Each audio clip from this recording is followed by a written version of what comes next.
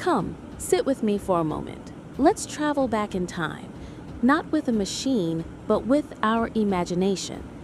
Our destination is a city of marble and sunlight on the coast of the Mediterranean, a bustling crossroads of the ancient world. We are in Alexandria, Egypt, around 200 BC, and we are standing before a building that has become more myth than memory, the Great Library of Alexandria.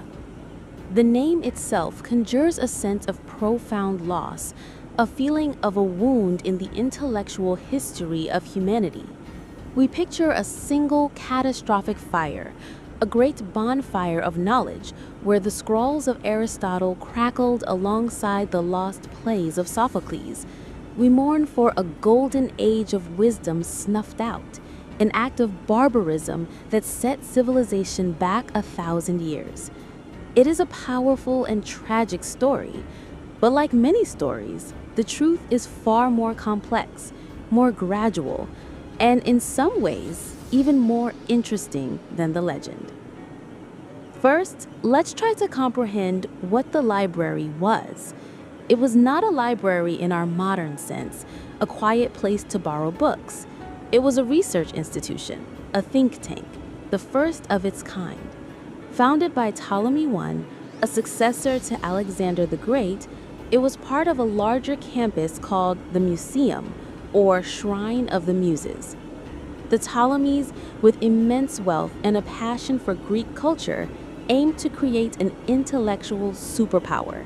Their goal was nothing less than to collect all the knowledge of the known world under one roof. Their methods were aggressive. Any ship that docked in Alexandria's harbor was searched. Any book found on board was seized, taken to the library, and meticulously copied by scribes. The original was kept for the library's collection, and the copy was returned to the owner.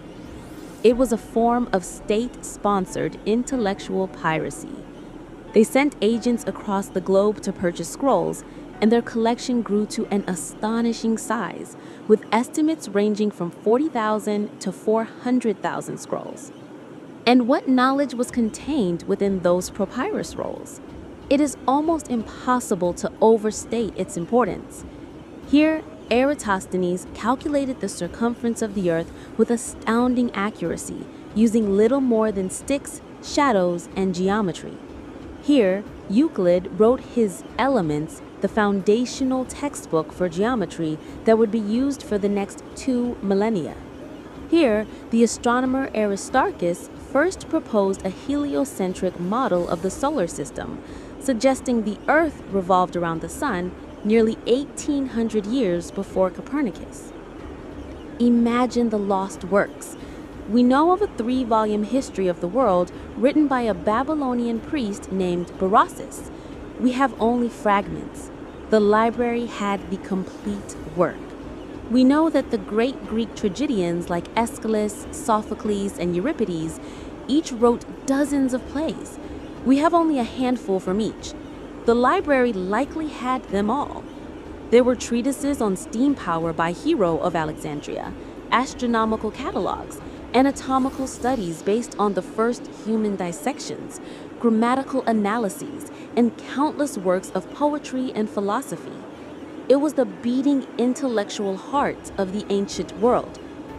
So what happened to it? This is where the myth and reality diverge. The popular story often points to a single event, Julius Caesar's fire in 48 BC. During his siege of the city, Caesar set fire to his own ships to block an enemy fleet. The fire, the story goes, spread to the docks and then to the Great Library, consuming it in a single tragic blaze. But modern historians believe this is an oversimplification. While the fire at the docks likely did destroy a warehouse containing scrolls destined for the library, there is little evidence that the main building itself was destroyed. In fact, scholars like the geographer Strabo were documented as working in the library decades after Caesar's death. The decline of the library was not a single dramatic event, but a slow, painful decay, a death by 1,000 cuts. It suffered from a series of unfortunate events spread over several centuries. There was a purging of intellectuals under Ptolemy VIII, who grew paranoid and expelled foreign scholars. There was the rise of religious intolerance, with Christian mobs in the 4th and 5th centuries AD viewing pagan learning with suspicion. A daughter library at the Serapeum temple was almost certainly destroyed by such a mob in 391 AD. But perhaps the greatest culprit was simply neglect. Budgets were cut, the ruling powers shifted their focus from intellectual pursuits to military and political ones.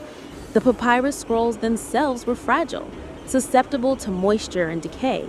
Without a constant, dedicated effort to recopy and preserve them, the collection would simply have crumbled away over time.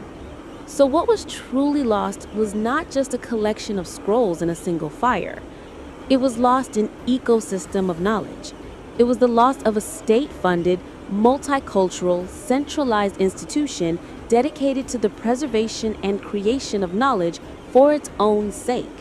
When the library faded, the organized system of scholarship faded with it.